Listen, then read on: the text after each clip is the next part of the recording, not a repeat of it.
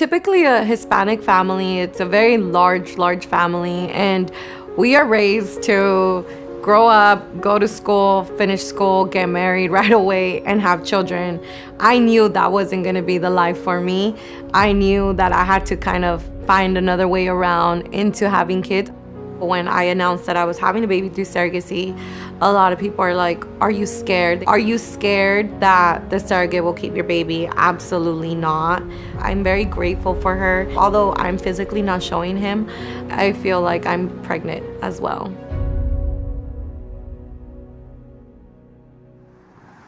The first time that I kind of figured out something was not okay with me, I was about 12 years old. My friends started getting their menstrual cycle, and I kept questioning myself, why wasn't I getting a menstrual cycle? My mom kind of just pushed the topic away. It wasn't until about 17 years old, I had a very bad scar and I wanted to get cosmetic surgery on it.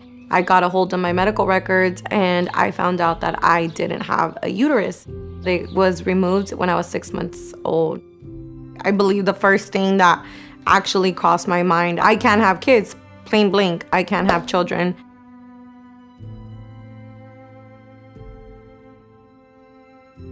I grew up not telling any of my friends that I had a hysterectomy.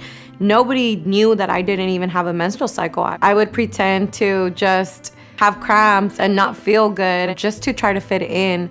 So it took a toll on my teenage years, just having to pretend all the time and pretend that I was normal.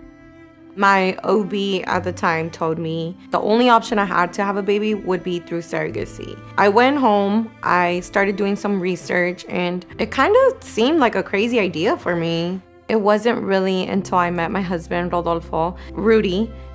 She told me that she couldn't have kids, that it was my decision if I want to keep being with her or not. I told her, yeah, there's different ways we can adopt a baby or go different routes.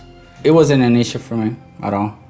The idea of having and going through surrogacy came up in a conversation with my mom, my dad, and my husband. I knew Bianca was looking for a surrogate mother because I came across one of her posts on social media. I know Bianca for 7 to 8 years. I consider her my sister, but we're just really close friends.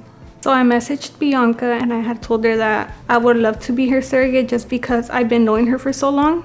And we just kind of went through the process from there.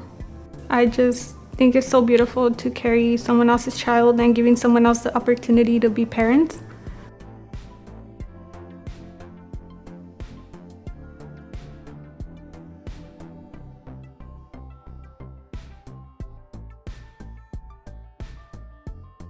I know many women that go through several rounds of IVF, several egg retrievals, embryo transfers, and they don't get pregnant. We were very fortunate to have to go through one round of IVF. You're having a baby. Our status now is that we are expecting a baby boy. The due date they gave us was Cinco de Mayo, May 5th. I am very excited about being a mom. I'm very excited. I've been waiting for this moment for so long.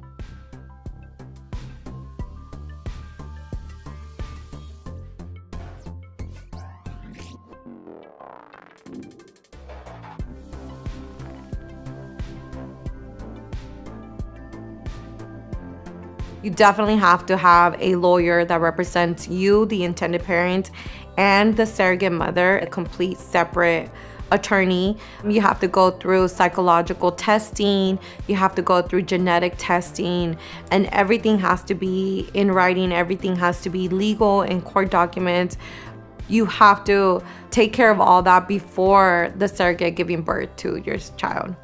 Most of the time, the surrogate mother is already a mother herself. You have to have a surrogate that already gave birth, already has kids, and is medically selected. The fact that we are an independent contract and she's a really close friend to me, it just makes it so much more easier to communicate directly to her, to be able to spend time with her, to go to the OB appointments with her. We started as friends and now I see her like a sister. I feel like going through this all together, it's just created such a strong bond between us two. Surrogacy is so expensive. In all, I'm looking around $75,000 for the whole process. My parents were very generous and very kind to want to help us with some of the medical treatment expenses.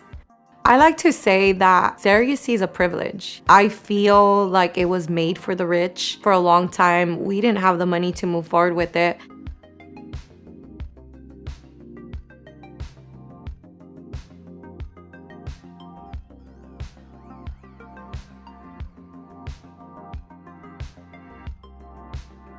So for this surrogacy, there is a compensation of $15,000. There's a monthly payment of $1,000, and that would be paid off in 15 months.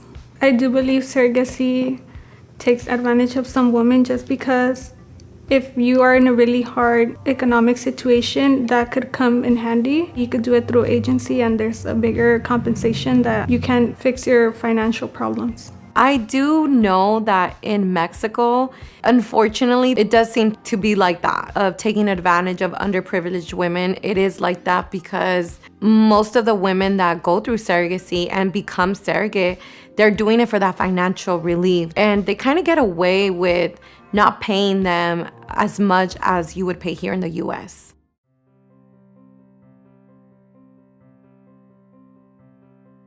I do not plan on having any more kids of my own, but I do plan on being a surrogate one more time for Bianca, since she does have another frozen embryo. I think after baby C is born, we are still gonna be very close. I won't be around as much just because I do live far, but she does mention to me that I will be able to see him and just see him grow, because I do consider him like my surrogate son and a nephew.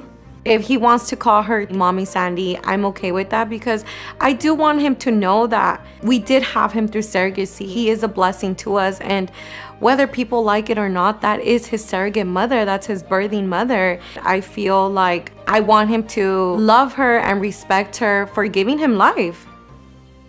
Hello， 谢谢你收看到这里。那如果你喜欢这个视频的话，记得点赞、转发、收藏，而且不要忘记关注Plus One。我们下期节目再见，拜拜。